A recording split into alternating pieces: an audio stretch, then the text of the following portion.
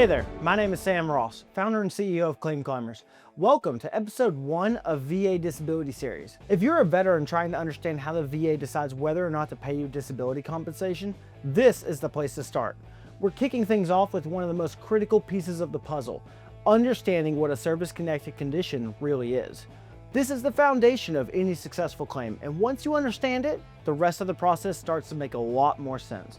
So let's break it down. A service-connected condition is any illness or injury that was either caused by or worsened during your time in the military. If the VA agrees your condition is service-connected, they'll assign it a rating from 0 to 100%. That rating determines how much compensation you receive each month. Now, there's more than one way a condition can qualify as service-connected, and knowing which category your condition fits into can make or break your claim.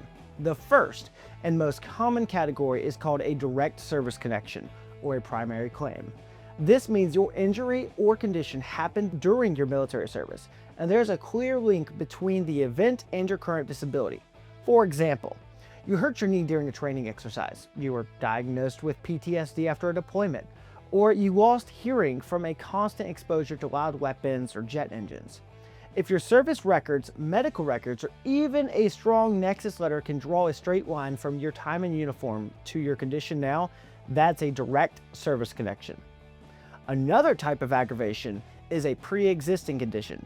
Maybe you had asthma, migraines, or back problem before joining the military.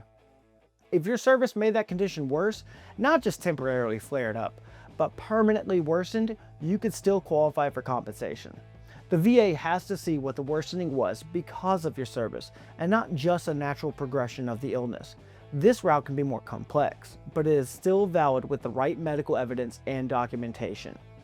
There's also something called chronic conditions with delayed onset. Now, the VA knows some conditions do not show up right away, things like arthritis, diabetes, and even some cancers.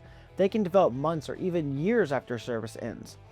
But if those conditions show up within a certain time frame after discharge, they might still be considered service-connected.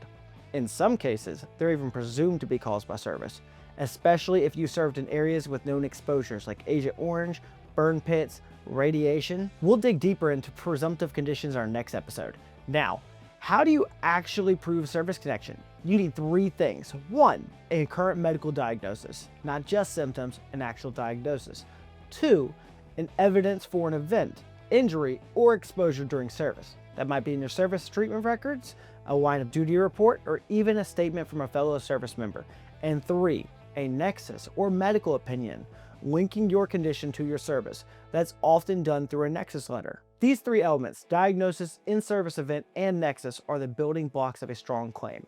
So, whether you were injured while serving, had a condition that got worse in uniform, or developed a chronic issue after discharge, the first thing the VA looks for is service connection. Once you prove that, everything else, like your rating, comes next. In our next episode, we'll dive into presumptive conditions, where the VA already assumed your condition is connected as long as you served in the right place at the right time. Thanks for watching, and remember, we're here to help you get the benefits that you've earned. See you in episode 2.